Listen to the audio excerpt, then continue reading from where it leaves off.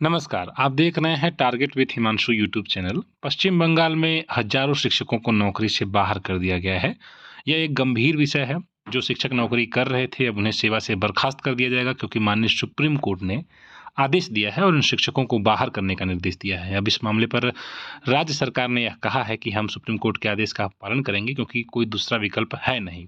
तो क्या है पश्चिम बंगाल शिक्षक भर्ती मामला? इस वीडियो में हम पूरी चर्चा इस मामले पर कर लेते हैं, क्योंकि अन्य राज्यों में भी शिक्षकों की भर्तियां हुई हैं और आरोप लगे हैं। तो क्या मध्य प्रदेश, उत्तर प्रदेश या अन्य किसी राज्य से पश्चिम बंगाल राज्य के शिक्षकों की भर्ती की तुलना की जा सकती है या नहीं? यह वीडियो आप देखेंगे तो आपको स्पष्ट हो जाएगा। भर्ती कब हुई, थोड़ा सा उसका बैकग्राउंड आप समझ लीजिए। 2014 के आसपास 15-16 में पश्चिम बंगाल में वेस्ट बंगाल एसएससी ने प्राथमिक, उच्च प्राथमिक और माध्यमिक स्कूलों में शिक्षकों और अन्य स्टाफ की भर्ती के लिए प्रक्रिया शुरू की थी। लगभग 25,000 से अधिक पदों पर नियुक्तियां हुई थी और इनमें लिखित परीक्षा थी और उसके बाद मेरिट वगैरह बनाया गया था और इंटरव्यू के आधार पर ज्वाइनिंग दी गई थी। लेकिन इसमें एक गड़बड़ी का आरोप लगाया गया अभ्यर्थियों के द्वारा। कई लोगों के द्वारा यहाँ पर लगातार विरोध किया गया और ये कहा गया कि मेरिट लिस्ट में छेड़छाड़ की गई है। यह भी कहा गया कि ओएमआर शीट जो है बदली गई है, डिग्री फर्जी लेकर नौकरियां दी गई हैं, बिना इंटरव्यू लोगों की भर्ती की गई है। तो यह एक बड़ा गंभीर आरोप पूरी भर्ती प्रक्रिया पर लगा और यह भी कहा गया कि पैसे लेकर नौकरी देने का आरोप लगा है। इस मामले में सीबीआई और ईडी ने अपनी जांच भी शुरू की और उसके बाद जांच में क्या सामने आया कि सीबीआई ने जो बताया उसके हिसाब से यह कहा गया कि कुछ अपात्र लोगों को नौकरियां मिली हैं और इसके अलावा कई योग्य लोगों को बाहर कर दिया गया और यह भी स्पष्ट हुआ कि कुछ लोगों ने रिश्वत देकर नौकरियां खरीदी हैं। तो इसमें यह भी नाम आया कि कुछ सरकारी अधिकारी थे, मंत्री थे और कुछ और भी कर्मचारी एसएससी के शामिल थे।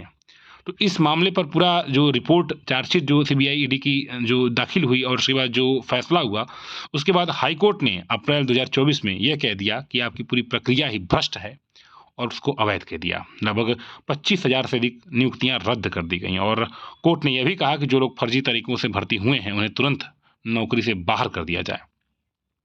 हालांकि इस मामले में बाद में वेस्ट बंगाल की सरकार ने सुप्रीम कोर्ट में अपील किया और सुप्रीम कोर्ट में प्रभावित शिक्षक जो थे वो भी गए और अपील इस बात को लेकर कि हमारी प्रक्रिया सुरक्षित हो और चयन बिल्कुल पारदर्शिता से हुआ है। परंतु जो हाई कोर्ट ने कहा था और जजमेंट दिया था, कहीं ना कहीं उसमें सच्चाई रही होगी, तभी आज सुप्रीम कोर्ट ने भी हाई कोर्ट के फैसले पर हरी झंडी दे दी है। हालांकि पहले स्टे लगा हुआ था ताकि शिक्षक जो है नौकरी पर बने रहे, लेकिन बाद में जब माननीय सुप्रीम कोर्ट ने आदेश दिया, आपने देखा 1-2 दिन अभी हुआ है और उसमें यह सुप्रीम कोर्ट ने भी मान लिया कि भर्ती प्रक्रिया में थोड़ी मोड़ी नहीं, भारी गड़बड़ी हुई है और इसलिए मान्य नहीं इसको ठहराया जा सकता और यही कारण है कि अब पूरी प्रक्रिया को ही रद्द कर दिया गया है। उत्तर प्रदेश में 69,000 शिक्षकों की भर्ती को लेकर भी आरोप लगते रहे हैं कि यहाँ पर धांधली हुई है, लेकिन इस मामले में किसी प्रकार की याचिका अभी तक फिलहाल के लिए हाई कोर्ट में या सुप्रीम कोर्ट में जजमेंट नहीं आया है, नहीं ऐसा कोई आरोप अभी साबित हो सका है। इसलिए 69,000 में अगर कोई शिक्षक है तो इसको लेकर चिंता करने की जरूरत नहीं है, क्योंकि हाई कोर्ट ने 69,000 मामले में जब प्रयास किया गया था लोगों के द्वारा कि इसको भी रद्द कराया जाए, तो हाई कोर्ट ने कहा कि यहाँ पर हित प्रभावित हो रहा है, बड़ी संख्या में अभ्यर्थी मेहनत करके ईमानदारी से हुए हैं, इसलिए हम यह नहीं कर सकते हैं और इस वजह से उत्तर प्रदेश में अगर आप 69,000 में चयनित शिक्षक है तो आपको इसमें 1% भी घबराने की जरूरत नहीं है, क्योंकि यह बिल्कुल अलग मामला है। यहाँ पर शुरू से ही आरोप लगते रहे हैं और हाईकोर्ट ने नियुक्तियां रद्द की थी और अब जो उत्तर प्रदेश में नियुक्तियां हुई हैं वो माननीय सुप्रीम कोर्ट के आदेश के क्रम में हुई हैं, इसलिए वह पूर्णतः सुरक्षित हुई हैं। फिलहाल के लिए अब जो वेस्ट बंगाल का मैटर है, इसमें जो 25,000 से अधिक लोग हैं उनको नौकरी अब मिली थी वो नौकरी से बाहर हो जाएंगे और हजारों लोग जो हैं उनकी परिवार से जो प्रभावित हो, सभी लोगों को जो असर पड़ा है भाई उनकी दैनिक जीवन पर पड़ेगा।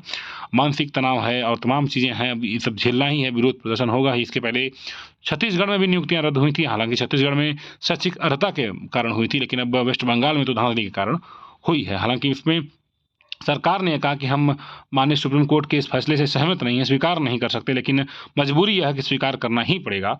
और अब ये कहा जा रहा है कि जो नई भर्ती प्रक्रिया फिर से होगी उसमें इन लोगों को कुछ वेटेज दिया जाएगा, कुछ अवसर देने की कोशिश किया जाएगा। फिलहाल के लिए इस मामले पर जो भी महत्वपूर्ण सूचना होगी आपको इस चैनल के माध्यम से दे दी जाएगी। बाकी महत्वपूर्ण सूचनाओं के लिए इस चैनल से जुड़े रहें। मिलते हैं नेक्स्ट वीडियो में। धन्यवाद।